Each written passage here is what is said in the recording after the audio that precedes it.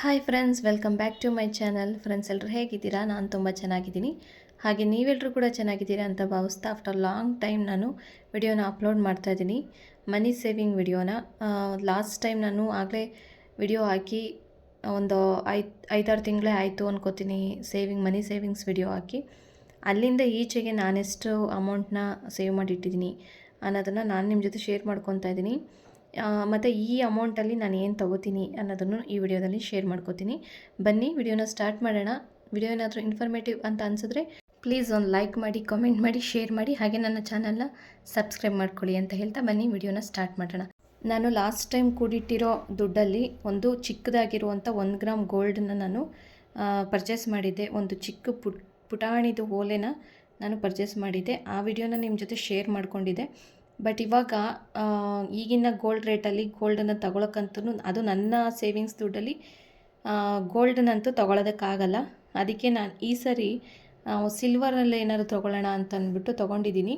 ಇವತ್ತಿನ gold rate ನೋಡಿದ್ರೆ ನಾವು 1 ಗ್ರಾಮ್ನು ತೊಗೊಳೋದಕ್ಕಾಗಲ್ಲ, ಅಷ್ಟು ರೇಟ್ ಆಗಿಬಿಟ್ಟಿದೆ. ಅದಕ್ಕೆ ಈ ಸತಿ ಬೆಳ್ಳಿಲಿ ಏನಾದ್ರು ತೊಗೊಳ್ಳೋಣ ಅಂತ ತೊಗೊಂಡಿದ್ದೀನಿ. ತೋರಿಸ್ತೀನಿ ನಿಮಗೆ ಏನು ತೊಗೊಂಡೆ ಅಂತ ಅಂದ್ಬಿಟ್ಟು. ಲಾಸ್ಟ್ ಟೈಮ್ ನಾನು ಓಲೆ ತೊಗೊಂಡಾಗ 1 ಗ್ರಾಮ್ಗೆ 8,000 ಏನೋ ಇತ್ತು. ಇವಾಗ ಒಂದು 15,000 ಆಗಿದೆ. ಅದರಿಂದ ಆಗಲ್ಲ ಅಂತ ಗೊತ್ತಾಗೋಯಿತು. ನಾನು ಆ ಓಲೆ ತೊಗೊಂಡಿದ್ದು ಒಂದು 6 ತಿಂಗಳ ಹಿಂದೆ 8,000 ಇತ್ತು. 6 ತಿಂಗಳಾದಮೇಲೆ 15,000 ಬಂದಿದೆ. ಅಂತಂದರೆ ಡಬಲ್ ಆಗಿಬಿಟ್ಟಿದೆ ಚಿನ್ನದ ರೇಟು. ಏನು ಮಾಡೋಕ್ಕಾಗೋದಿಲ್ಲ, ಚಿನ್ನ ಅಂತೂ ತಗೊಳ್ಳೋದಕ್ಕಾಗಲ್ಲ. ಅದಕ್ಕೆ ನಾನು ಬೆಳ್ಳಿಲಿ ತೊಗೊಳ್ಳೋಣ ಅಂತ ಡಿಸೈಡ್ ಮಾಡಿದೆ. ಆಮೇಲೆ ನನ್ನ ಅಮೌಂಟು ಕೂಡಿಟ್ಟಿರೋ ಅಮೌಂಟು ಅಷ್ಟು ಜಾಸ್ತಿ ಏನಿರಲಿಲ್ಲ. 6 ತಿಂಗಳಿಂದ ನಾನು ನೋಡಿ ಈ ಥರ ಚಿಲ್ಲರೆ ₹1, ₹2, ₹5 ಈ ರೀತಿ ಎಲ್ಲ ಸೇವ್ ಮಾಡಿ ಇಟ್ಕೊಂಡಿದ್ದೆ. ಆಮೇಲೆ ನಮ್ಮ ಮನೆಯವ್ರು ಏನಾದ್ರೂ ತರಕಾರಿಗಿಂತ ಏನಾದರೂ ದುಡ್ಡು ಕೊಟ್ಟಿದ್ದರೆ ಅದನ್ನು ತಗೊಂಡು ಮಿಕ್ಕಿರೋ ಚೇಂಜ್ ಇರುತ್ತಲ್ಲ ಅದನ್ನು ತಂದುಬಿಟ್ಟು ಉಂಡೆ ಒಳಗೆ ಹಾಕೋತಾ ಇದ್ದೆ. ಹಾಕೊಂಡು ಈ ಚಿಲ್ಲರೆ ಎಲ್ಲ ಇಷ್ಟೊಂದು ಆಗಿಬಿಟ್ಟಿದೆ.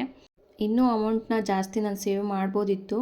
ಬಟ್ ನನ್ನ ಮಕ್ಳಿಗೆ ಏನು ಮಾಡಿಬಿಟ್ಟಿದ್ದಾರೆ, ಏನಾದರೂ ತಿನ್ನೋದಕ್ಕೆ ತೊಗೊಂಡೋಗ್ಬೇಕಾದ್ರೆ ಇದೇ ದುಡ್ಡನ್ನು ತೊಗೊಂಡೋಗ್ಬಿಟ್ಟವರು ಉಂಡೆ ತೆಗೆಯೋದು, ತೊಗೊಂಡೋಗ್ಬಿಡೋದು. ಇನ್ನು ನೆಕ್ಸ್ಟ್ ನಾನು ಏನು ಮಾಡ್ತೀನಿ ಅಂದರೆ, ಈ ತೆಗಿಯೋಕೆ ಆಗದಿರೋವಂಥ ಉಂಡೆ ಬರುತ್ತಲ್ಲ ಅದನ್ನು ಇಟ್ಕೋತೀನಿ.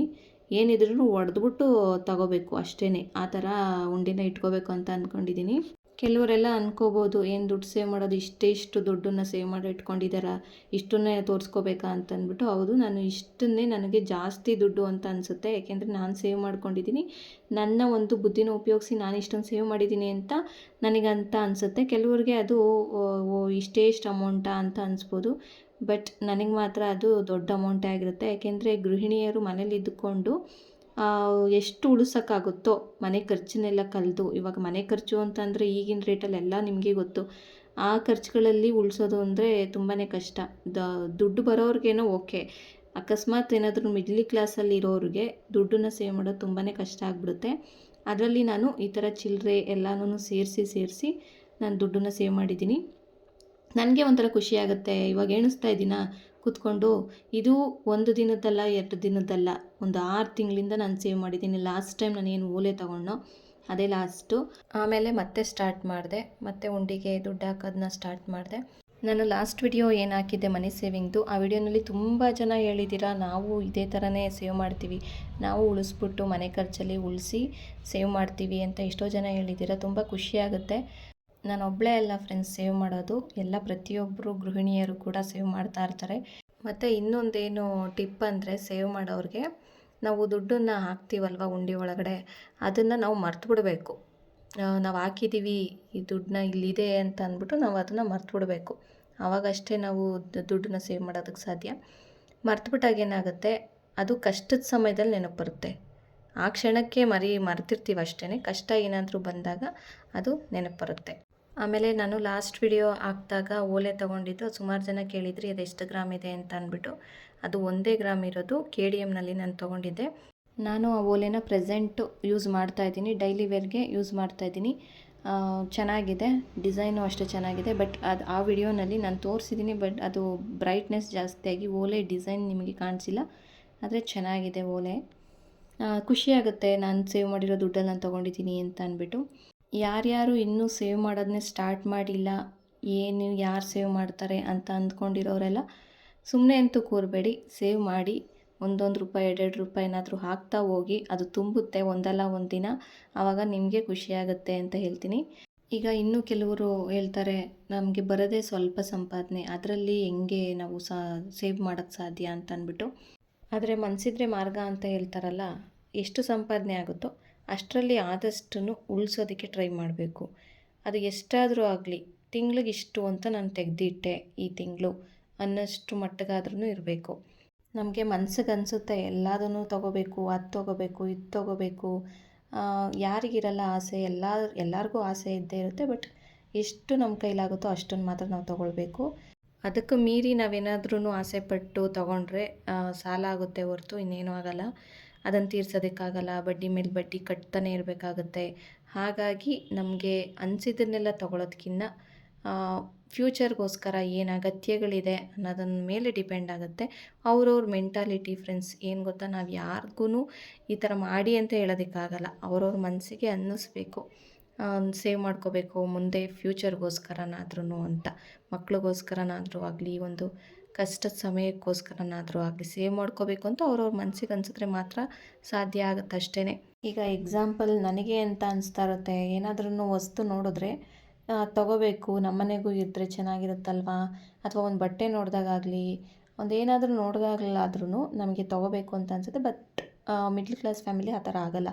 ಸಂಪಾದನೆ ಮೇಲೆ ಡಿಪೆಂಡ್ ಆಗುತ್ತೆ. ಜಾಸ್ತಿ ಸಂಪಾದನೆ ಮಾಡ್ತಿದ್ರೆ ಎಲ್ಲನೂ ತೊಗೋಬೇಕು ಅಂತ ಅನಿಸುತ್ತೆ, ತೊಗೋಬೋದು ಕೂಡ. ಈಗ ನಾವು ಎಷ್ಟು ಖರ್ಚು ಮಾಡಿದ್ರೂ ಇನ್ನೂ ಮಿಕ್ಕುತ್ತಪ್ಪ, ಉಳಿತಾಯ ಆಗುತ್ತೆ ಅನ್ನಂಗಿದ್ರೆ ಮಾತ್ರ ನಾವು ತೊಗೋಬೇಕು. ಅಕಸ್ಮಾತ್ ಏನಾದ್ರೂ ತೊಗೊಂಬಿಟ್ರೆ ಎಲ್ಲ ಖಾಲಿ ಆಗೋಯ್ತು ಅನ್ನಂಗಿರಬಾರ್ದು ಅಲ್ವಾ. ಇನ್ನು ಕೆಲವರು ಕೇಳ್ತಾರೆ, ಅಯ್ಯೋ ಅವಾಗಿಂದ ಅವಾಗ ನೋಡ್ಕೊಂಬಿಟ್ರೆ ಸಾಕು, ಫ್ಯೂಚರ್ ಎಲ್ಲ ಏನಕ್ಕೆ, ಇವತ್ತಿದ್ದವ್ರು ನಾಳೆ ಇರೋದಿಲ್ಲ ಅಂತ ಅಂದ್ಬಿಟ್ಟು. ಹೌದು ಗೊತ್ತು, ಇವತ್ತಿದ್ದವ್ರು ನಾಳೆ ಇರಲ್ಲ. ಆದರೆ ನಾಳೆ ಇದ್ದರೆ ಏನು ಮಾಡೋದು ಅನ್ನೋದು ಒಂದು ಕ್ವಶನ್ ಮಾರ್ಕ್ ಹಾಕ್ಕೋಬೇಕಾಗುತ್ತೆ ನಮಗೆ ನಾವೇ. ನಾನು ಕೂಡಿಟ್ಟಿರೋ ದುಡ್ಡಲ್ಲಿ ಬರೀ 10 ರೂಪಾಯಿ 20 ರೂಪಾಯಿನೇ ಇದೆ ಫ್ರೆಂಡ್ಸ್. ಜಾಸ್ತಿ ಅಂತ ನಾನು ಏನೂ ಹಾಕೇ ಇಲ್ಲ, ಅದಕ್ಕೆ 100 ರೂಪಾಯಿನೂ ಸಹ ಹಾಕಿಲ್ಲ. 10 ರೂಪಾಯಿ 20 ರೂಪಾಯಿನೇ ಹಾಕಿದ್ದೆ. ಅದು ಇಷ್ಟ ಆಗಿದೆ, ಯಾಕೆಂದರೆ ನನ್ನ ಬಡ್ಜೆಟ್ ನೋಡಿಕೊಂಡು ನಾನು ಸೇವ್ ಮಾಡಬೇಕಾಗುತ್ತೆ. ಅದಕ್ಕಿಂತ ಜಾಸ್ತಿ ಇದ್ದರೆ ನಾನು ಕೂಡ 100, 500, 200 ಈ ಥರದ್ದೆಲ್ಲ ಹಾಕ್ಬೋದಾಗಿತ್ತು. ಬಟ್ 100 ಅಷ್ಟೆಲ್ಲ ಹಾಕಿಲ್ಲ. 10, 20 ರೂಪಾಯಿನೆಲ್ಲ ಹಾಕಿ ಕೂಡಿಟ್ಟಿದ್ದೀನಿ. ಮತ್ತು ಇನ್ನು ಕೆಲವರು ಕೇಳ್ತಾಯಿದ್ರು, ನಿಮ್ಮ ಗೋಲ್ಡ್ ಕಲೆಕ್ಷನ್ನ ವಿಡಿಯೋ ಮಾಡಿ ಅಂತ ಅಂದ್ಬಿಟ್ಟು. ಹೇಳ್ಕೊಳ್ಳೋವಂಥ ಗೋಲ್ಡ್ ನನ್ನ ಹತ್ರ ಏನಿಲ್ಲ ಅಷ್ಟೊಂದು. ಅದಕ್ಕೋಸ್ಕರ ನಾನು ಯಾವುದನ್ನೂ ನಿಮ್ಮ ಜೊತೆ ಶೇರ್ ಮಾಡ್ಕೊಳ್ಳೋದಕ್ಕಾಗಲ್ಲ. ಅಕಸ್ಮಾತ್ ಏನಾದ್ರೂ ನಾನು ತೊಗೊಂಡ್ರೆ ನಿಮ್ಮ ಜೊತೆ ಶೇರ್ ಮಾಡ್ಕೊತೀನಿ. ಇವಾಗ ಲಾಸ್ಟ್ ಟೈಮ್ ನಾನು ಓಲೆ ತೊಗೊಂಡೆ, ಅದನ್ನು ಶೇರ್ ಮಾಡಿಕೊಂಡೆ. ಇವಾಗ ಸಿಲ್ವರ್ ಐಟಮ್ ತೊಗೊಂಡಿದ್ದೀನಿ, ಅದನ್ನು ನಿಮ್ಮ ಜೊತೆ ಶೇರ್ ಮಾಡ್ಕೊಂಡಿದ್ದೀನಿ. ಅಕಸ್ಮಾತ್ ಏನಾದರೂ ಮುಂದೆ ತೊಗೊಂಡ್ರೆ ನಿಜವಾಗ್ಲೂ ನಾನು ನಿಮ್ಮ ಜೊತೆ ಶೇರ್ ಮಾಡ್ಕೊತೀನಿ. ಆದಷ್ಟು ಬೇಗ ಮುಂದೆ ನಾನು ತೊಗೊಳ್ಳಿ ಅಂತ ನನಗೆ ವಿಶ್ ಮಾಡಿ. ಈಗ ಫೈನಲಿ ನಾನು ಎಲ್ಲ ಅಮೌಂಟ್ನೂ ಸೇವ್ ಮಾಡಿ ಇಟ್ಕೊಂಡಿದ್ನೆಲ್ಲ ಎಣಿಸ್ಬಿಟ್ಟು ಇಟ್ಕೊಂಡಿದ್ದೀನಿ. ಈ ದುಡ್ಡೆಲ್ಲ ಸೇರಿಸಿ 2000 ರೂಪಾಯಿ ಆಗಿತ್ತು. ಮತ್ತು ನೆಕ್ಸ್ಟು ನನ್ನ ಹತ್ರ ಅಮೌಂಟ್ ಇತ್ತು, ಒಂದು 2000 ಅಷ್ಟು ಅಮೌಂಟ್ ಇತ್ತು. ಅದನ್ನು ಸಹ ಇದರೊಳಗೆ ಸೇರಿಸ್ತಾ ಇದ್ದೀನಿ. ಇದು ಯಾವುದೇ ರೀತಿ ಕೂಡಿಟ್ಕೊಂಡಿರೋ ದುಡ್ಡಲ್ಲ, ಎತ್ತಿಟ್ಕೊಂಡಿದ್ದೆ ಅಷ್ಟೇ. ಇದನ್ನು ನಾನು ಇವಾಗ ಇದ್ರ ಜೊತೆಗೆ ಸೇರಿಸಿ ಏನು ತೊಗೊಂಬರ್ತೀನಿ ಅಂತ ತೋರಿಸ್ತೀನಿ. ಆಮೇಲೆ ಎತ್ತಿಟ್ಕೊಂಡಿರೋದು ಅಂದರೆ ಏನೇನೋ ತಿಳ್ಕೊಬೇಡಿ, ಅದನ್ನು ನಮ್ಮ ಮನೆಯವ್ರ ಹತ್ರ ಕಾಡಿ ಬೇಡಿ ಆವಾಗವಾಗ ಇಸ್ಕೊತಾ ಇದ್ದಿದ್ದು ದುಡ್ಡು.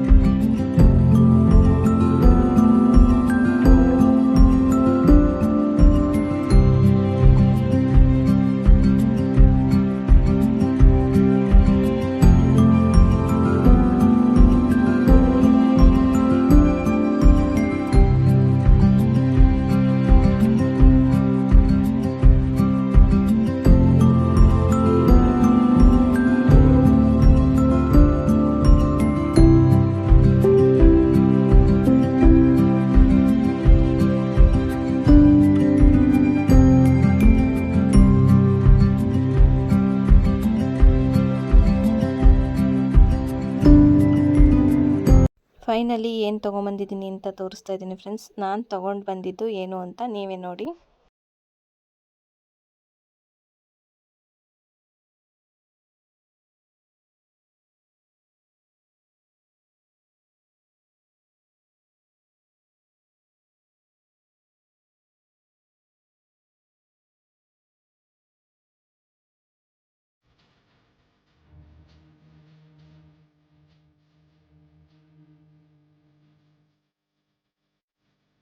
ನೋಡಿದ್ರಲ್ಲ ಫ್ರೆಂಡ್ಸ್, ನಾನೊಂದು ಪುಟಾಣಿ ಗಣೇಶನ ತೊಗೊಂಡು ಬಂದಿದ್ದೀನಿ.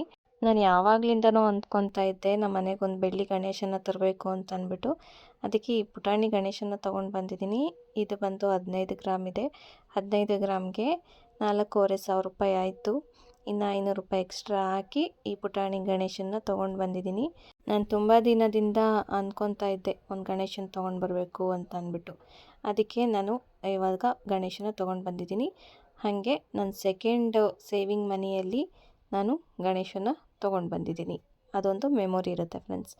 ಅದಕ್ಕೋಸ್ಕರ ನೋಡಿ, ಕಾಣಿಸ್ತಾ ಇದೆಯಾ ನಿಮಗೆ ಅಂತ ಅಂದ್ಬಿಟ್ಟು. ಅದು ಹತ್ರಕ್ಕೆ ತೊಗೊಂಡು ಬಂದರೆ ಬ್ರೈಟ್ನೆಸ್ ಜಾಸ್ತಿ ಆಗಿಬಿಡುತ್ತೆ, ಅದರಿಂದ ನಿಮಗೆ ಕಾಣಿಸ್ತಾ ಇಲ್ಲ. ದೂರದಿಂದಲೇ ನೋಡಿ ಚೆನ್ನಾಗಿದೆಯಾ ಅಂತ ಹೇಳಿ. ಐ ಹೋಪ್ ನಿಮಗೆ ಈ ವಿಡಿಯೋ ಇಷ್ಟ ಆಯಿತು ಅಂತ ಅಂದ್ಕೊತೀನಿ. ಇಷ್ಟ ಆಗಿದರೆ ಪ್ಲೀಸ್ ಒಂದು ಲೈಕ್ ಮಾಡಿ, ಕಮೆಂಟ್ ಮಾಡಿ, ಹಾಗೆ ಶೇರ್ ಮಾಡಿ. ನನ್ನ ಚಾನಲ್ನ ಇನ್ನೂ ಯಾರೂ ಸಬ್ಸ್ಕ್ರೈಬ್ ಮಾಡ್ಕೊಂಡಿಲ್ಲ, ಪ್ಲೀಸ್ ಸಬ್ಸ್ಕ್ರೈಬ್ ಮಾಡ್ಕೊಳ್ಳಿ, ಸಪೋರ್ಟ್ ಮಾಡಿ ಅಂತ ಹೇಳ್ತಾ ಥ್ಯಾಂಕ್ ಯು ಫಾರ್ ವಾಚಿಂಗ್.